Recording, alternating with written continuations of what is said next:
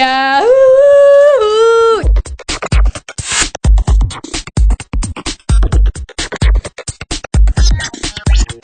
You're right. I feel like there have been a lot of blessings.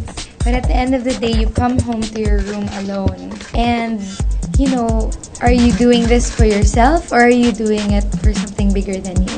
I'm just hoping that all of that won't be just for me.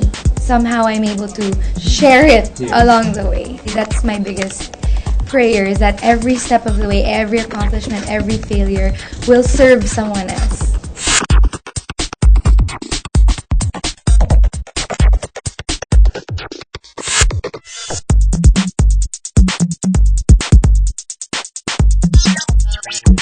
Last chance to see the world, syempre gusto mo, kahit saan ka naman mapunta, yung mga kasama mo yung pinaka-importante, di ba? Basta masaya yung mga kasama mo. I want to be around the happiest people. And I want to laugh my way through the end of the world.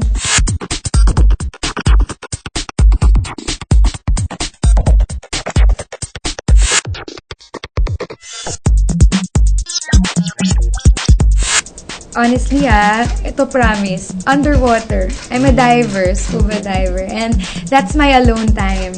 It's a personal, emotional thing for me when I'm underwater. So, I really would love to take a dive before the world ends.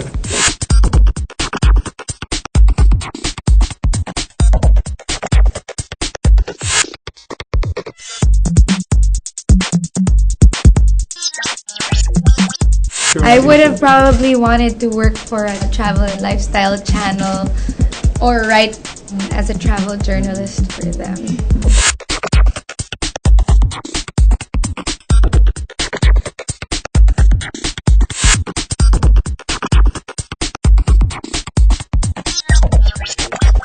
I still want to be active with the UN for the World Food Program or another agency. You know how Angelina Jolie is?